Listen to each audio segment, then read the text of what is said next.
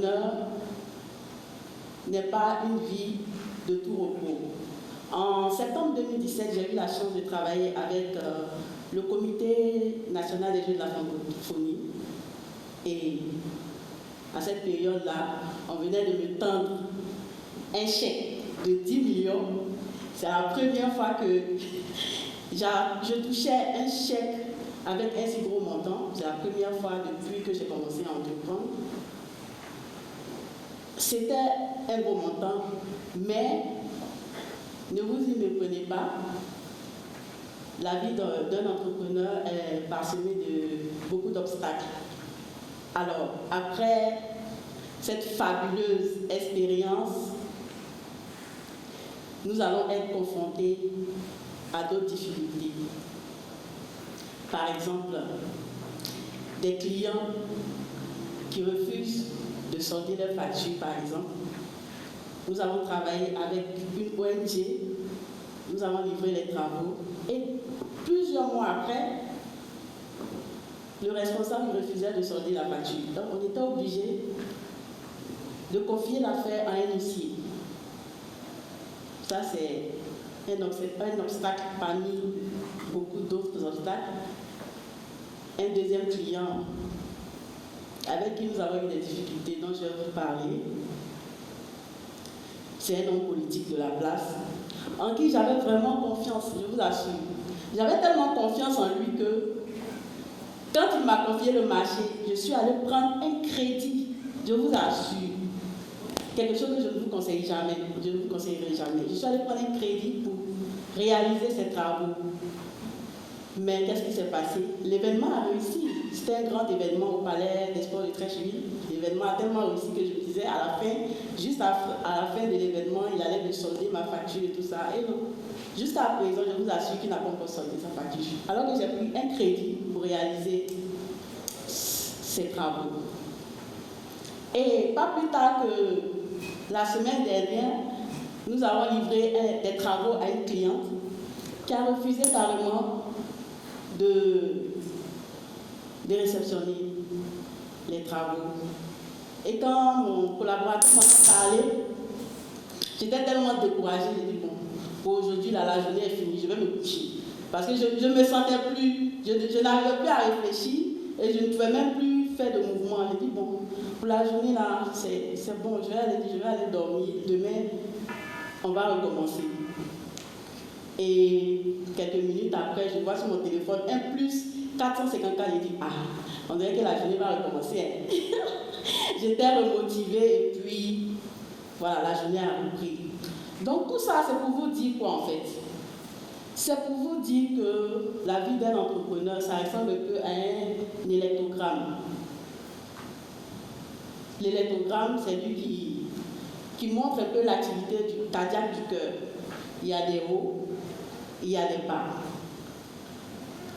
Quand on est en bas, il faut travailler doublement pour se relever. Mais aussi quand on est en haut, ce n'est pas le moment de baisser les bras, mais il faut travailler 2 fois plus pour ne pas baisser. Mais ce dont il faut avoir peur, en fait, c'est quand la ligne devient rectiligne. Quand tout devient droit, ça veut dire qu'il n'y a plus de vie, il n'y a plus d'inspiration. C'est de ça qu'il faut avoir peur. Ce n'est pas quand on est en bas qu'il faut avoir peur ou quand on est en haut qu'on est tout confiant.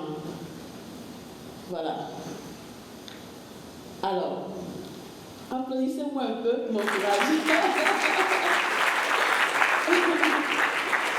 Voilà. Je vais vous présenter 3 personnalités de la Côte d'Ivoire. Je sais que beaucoup parmi vous connaissent ces 3 personnalités. Il y a le premier, M. Jean-Kakou Diallo, le PDG de NCA. Il y a le deuxième en bas, qui est le créateur de Petro Ivoire. Et le troisième, Fabrice Arignon, le PDG de Vaudou Communication. Le premier, M. Jean-Kakou Diallo, il a commencé à entreprendre à l'âge de 48 ans.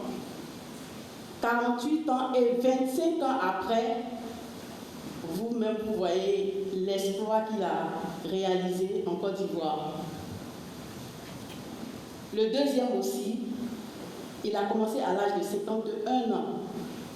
51 ans, mais aujourd'hui, il est parmi les 3 tops des sociétés pétrolières en Côte d'Ivoire, 25 ans après. Et par contre, mon mentor, M. Fabrice Aurion, lui, il a commencé très jeune. Je pense qu'il a commencé vers l'âge de 25 ans. Mais qu'est-ce qui le caractérise? Il est déterminé, il est battant, il est déterminé et il réalise tout ce qu'il envisage faire. Il se définit comme un auto-subjectif compulsif aigu. C'est comme ça lui-même il se définit. Voilà, donc il arrive à réaliser tout ce qu'il se donne comme objectif et dans le temps qu'il s'est fixé. Donc, c'est ces 3 modèles pour vous montrer un peu qu'avec le travail acharné et avec une dose de résilience, on peut arriver à réaliser tout ce qu'on désire. Alors, je voulais vous parler un peu de Boaké. Je sais que je ne peux pas vous parler de Boaké plus que vous, mais nous savons tous que Boaké est une grande ville et Boaké a traversé des moments difficiles. Alors,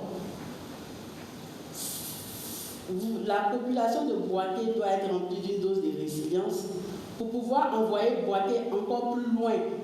Ce n'est pas le moment pour Boaké de baisser les bras parce que Boaké a connu la guerre ou Boaké a connu une crise politique. Boaké doit pouvoir compter sur sa jeunesse pour prélever la ville encore plus haut, même plus qu'Abidjan, pourquoi pas.